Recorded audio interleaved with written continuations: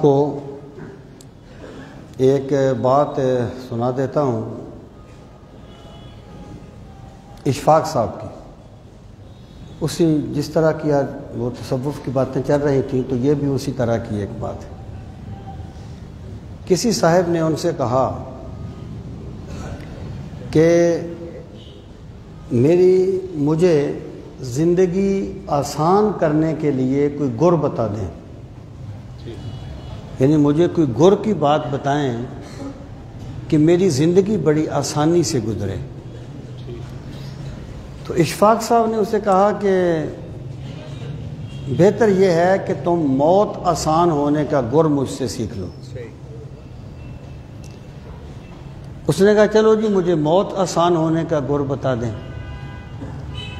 تو اشفاق صاحب نے کہا کہ اللہ کے بندوں میں سے کسی ایک کی زندگی آسان کر دیں، اللہ تیری موت آسان کر دے گا. مطلب کیا ہے کہ کسی بھٹکے ہوئے کو راہ راست پہ لگا دیں، کسی برے بندے کو اچھائی کے راستے پہ لگا دیں، کسی جھوٹے کو سچ کا راستہ بتا دیں. ہمارا پرابلم یہ ہے کہ ہم مروت میں آ کے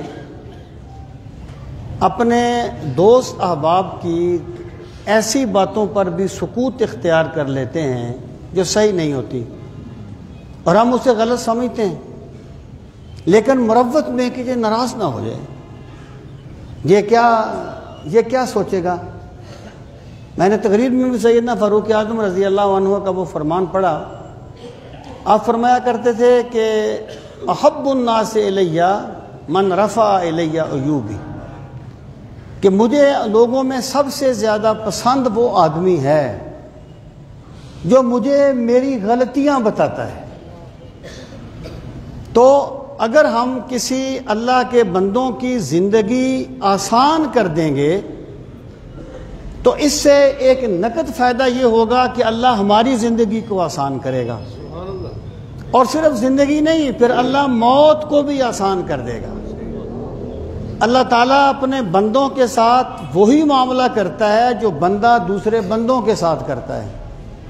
من ستر مسلمن سترہ اللہ یوم القیامہ، جو کسی کی پردہ پوشی کرتا ہے اللہ قیامت کے دن اس کے پردوں پہ، اس کے عیبوں پہ پردہ ڈال لے گا. اور جو بندہ اپنے کسی بھائی کی مشکل حل کرنے میں اس کے ساتھ تعاون کرتا ہے اللہ تعالیٰ اس کی مشکلیں آسان فرما دیتا ہے. واصف علی واصف نے کہا تھا اگر سکون کی نیند سونا چاہتے ہو تو کسی کا سکون برباد نہ کرو. دوسروں کا سکون چھیننے والا کبھی سکون کی نیند نہیں سو سکتا، بے شک اس کے پاس جتنے بھی وسائل ہیں. اللہ تعالی ہمیں دین کا فہم صحیح نصیب فرمائے.